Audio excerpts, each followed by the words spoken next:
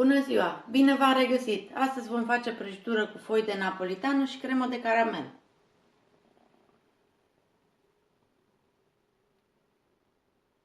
Pentru această rețetă ne trebuie 4 foi de napolitană, 300 de grame de zahăr pentru caramelizat, plus încă alte 50 pentru cremă, 300 de grame de miez de nucă pe care l-am rumenit puțin în tigaie, apoi l-am măcinat puțin mai mare,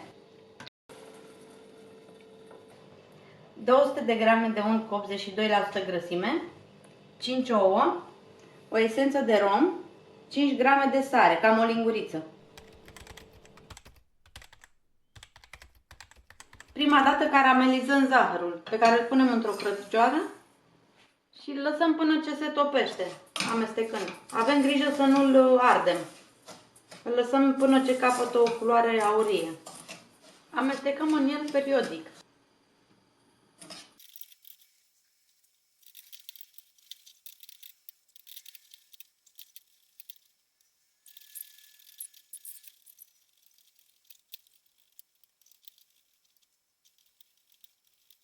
Când zahărul s-a topit, adăugăm untul. Și amestecăm în continuu, până ce untul se topește.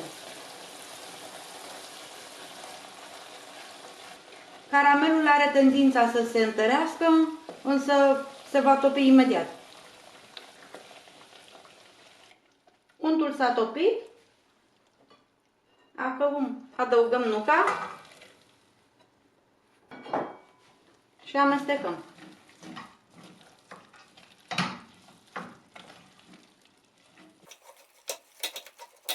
Închidem focul. Batem ouăle împreună cu zahărul rămas și cu esența de rom și, bineînțeles, și sarea.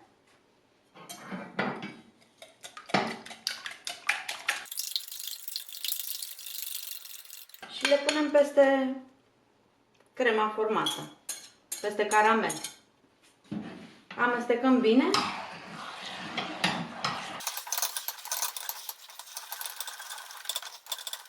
Și mai pornim focul pentru 1 minut, 2, însă avem grijă să fie mic.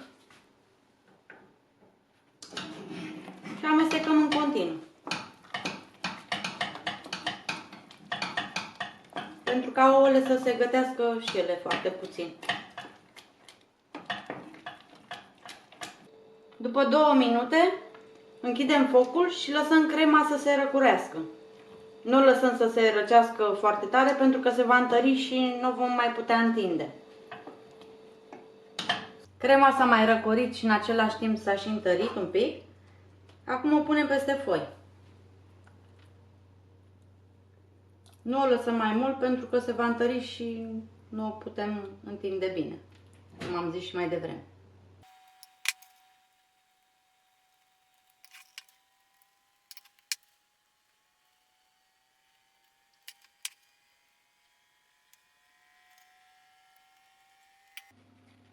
Apoi acoperim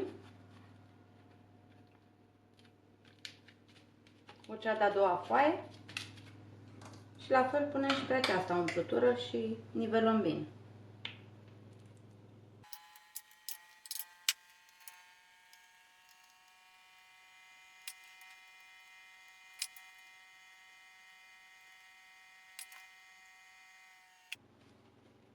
Punem și cea de-a treia foaie și la fel o nivelăm. Apăsăm puțin ca să se lipească umplutura de foaie.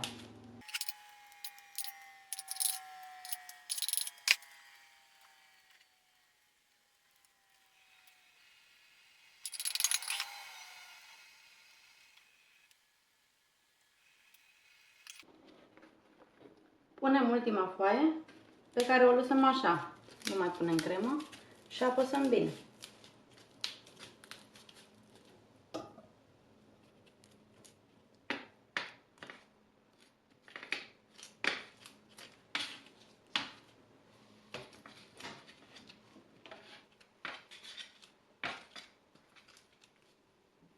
Apoi punem peste ea folie alimentară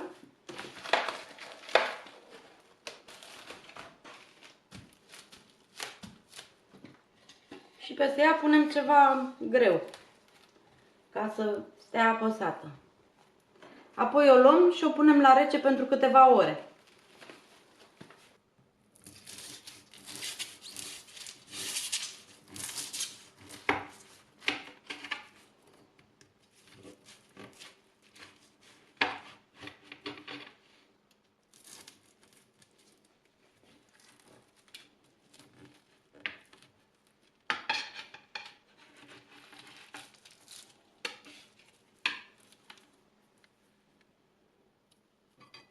Vă mulțumesc că ați urmărit rețeta de azi. Dacă v-a plăcut, vă invit să vă abonați la canalul meu și să dați like rețetelor care vă plac.